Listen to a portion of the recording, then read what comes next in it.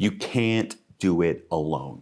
There's not a lot of jobs left in this world, in this economy, that can be done totally alone. So you're gonna have to ask for help. And you might as well ask in a way that makes sure that you get it. Hey leader, David Burkus here, organizational psychologist and author of 4 best-selling books on helping leaders and teams do their best work ever. And a big part of doing your best work ever is recognizing that you need help. There aren't a lot of problems to be solved. There aren't a lot of tasks to be done that don't require you to work with other people and occasionally recruit them to help the project that you are working on. You can't do it alone. And that's good news. That's okay. In fact, one of the things I'm fond of saying is that creativity is a team sport. Solving the problems you need solved, coming up with the new and innovative solutions you need, that requires a team that you're going to have to ask for help from on occasion. And in fact, people are willing to help you. That's one of the things I think about help that most people don't realize. According to research from Vanessa Bonds at Cornell University, people are actually 48% more likely to help you than you are likely to estimate that they want to help. And this finding has been seen in a variety of settings. We often underestimate how willing people are to help us. People are more than willing to help. At the same time, though, there's this illusion of transparency. We tend to assume that our needs for help are obvious, and the truth is they're not, most likely because other people are struggling with their own things. So if you need help, you're going to need to ask for it. And in this episode, we're gonna talk about how you can set yourself up for success when asking for help. And I wanna say right off the bat, I had a little help in putting this video together. Most of the 6 insights that we are going to talk about in this episode come from my good friend and brilliant researcher, Heidi Grant's book, Reinforcements, which is all about how to ask for help in a way that makes sure you actually get it. So the first way to ask for help at work and help you get it is not to fear rejection, meaning past rejection. Just because somebody rejected you in the past doesn't mean they are off limits to ask for help in the future. In fact, the opposite is true. Research suggests that people who previously rejected you for help are actually more likely, out of a sense of debt or obligation, to help you in the next ask. So just because somebody rejected you doesn't necessarily mean they're going to reject you in the future. And this makes sense too. Think about the last time you had to decline when someone was asking you for help. If they came back and asked a week later, 2 weeks, or a month later, you remember having to reject them in the past. And it makes you more likely to want to help them in the future. So don't fear rejection. In fact, past rejection can be an indicator that you are more likely to get help this time when you ask. The second way to ask for help at work and make sure you actually get it is to be specific. Specific here meaning outlining exactly what you need, who you need it from, why you need it, and even how they can provide that help. People often don't know. As we talked about in the introduction, there's an illusion of transparency. You may think the ways you need help are obvious, but often you have to tell people specifically because they have their own problems. They have their own things they're paying attention to. And so a generic offer of help, first of all, isn't going to get you the help you need because people are going to try and solve it their own way instead of the way you need. But it's also more likely to get declined because if people don't know the level of effort that it's going to take to help you because you weren't specific, then they're more likely to say, you know what, I don't have the capacity for that. When it actually might be like a 5-minute favor. If you're specific about what you need and actually about how little of a favor it is, you're much more likely to get the help that you need. The third way to ask for help at work is to ask one person. Not a group, not put out a call for help in some email or something like that, but ask a specific person. And if you get rejected by that person, ask a next specific person, or even ask that person who they would recommend. The reason we want to ask one person is that there's a known sort of bystander effect in human psychological biases, right? When a call goes out to a group of people, when it becomes obvious that someone needs help and that lots of different people could help them, we all kind of assume somebody else will do it. Right? I mean, think about how many times you've driven past a car with a flat tire and not chosen to pull over to the side of the road and help them. Now, you might not actually know how to change a flat tire. That's a different story. But in those wide open, obvious areas where lots of people are passing by who can offer help, we're much more likely to think someone else will do it.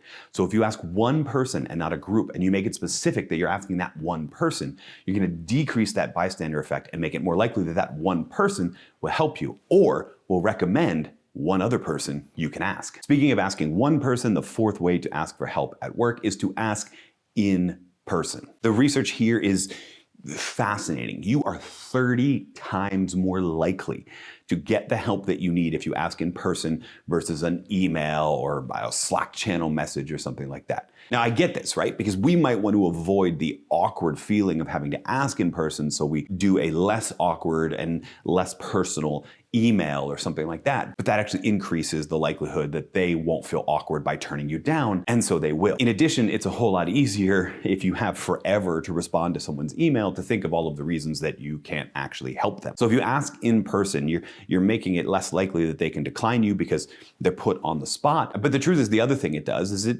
makes it more likely to bring the humanity back into the request. When you're standing there vulnerable in front of someone and you're asking for help, they're reminded that they work with other humans, not just other pixels on a screen and an email inbox they have to respond to.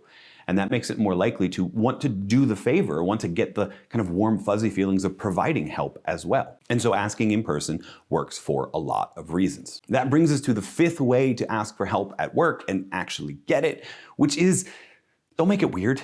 And right, this might have been one of the reasons you don't want to ask in person, right? Number 4, this may be one of the reasons you want to put it in an email or a text message or something like that. But what we mean here when we say don't make it weird, and I'm borrowing that exact phrase from Heidi Grant, the author of Reinforcements, is there are a myriad of ways in which we try and apologize for needing help, or we try and overemphasize how important that help would be. Right? So we say things like, if I had any other person I could ask, or, oh, I really, really owe you one, right? And all of these weird ways that make it really feel like we're a burden on that other person. Or we try and bribe that person. Like, if you do this, I'll do that. And gifts after the fact, like thank you gifts are fine. That's a different story. But trying to bribe the person in the moment, again, it just makes it weird. It just makes it awkward. Look, everyone needs help at work from time to time. And so you're gonna have to ask for it, but that person is most likely gonna ask you in the next 6 months or next year as well. So you don't have to make it weird. You don't have to stress all these little obligations. You can just put yourself out there and say, here's what I need. Could you help me with this?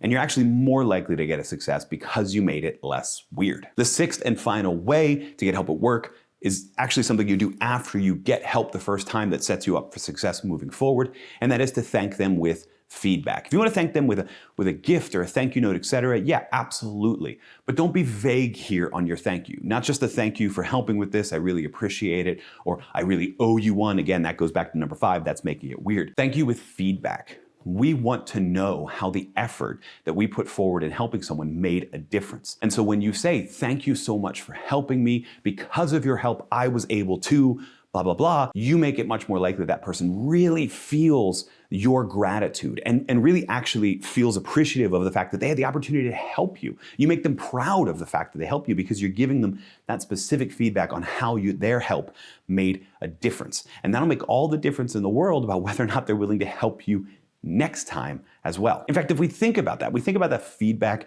and we think about the way that we can help people feel good about helping you, that's really something we ought to consider in all 6 steps and throughout this idea of asking for help at work. And we've already covered that everybody's gonna need help from time to time. And so it's okay to be asking for it, and it's okay to not make it awkward and not make yourself feel indebted, because everybody has to help each other from time to time. But the truth is, if you think about your own life, your own career, helping other people is one of the most satisfying things we can do as humans. And so when you're asking for help at work, you are inviting people into something that is going to make them feel more special, make them feel like they're making a difference in the world. They're almost going to appreciate the fact that they were able to help you because of the positive vibes that they're going to get from that act of help as well. So if you've made it this far and you're convinced you need to ask for help at work and you're still feeling a little awkward, just remind yourself, if you're inviting them into that, I mean, think about it. You are literally inviting them in to an opportunity to do their best work ever. Oh, and one more thing, especially if you're asking help of people who work on your team, people who you lead, if you're asking help from that, you're gonna wanna make sure that they know how much you appreciate that help. So you're gonna wanna check out this video here on how to help make employees feel appreciated, how to make everyone feel appreciated. Check out this video. I think you're really going to appreciate watching it. So watch it.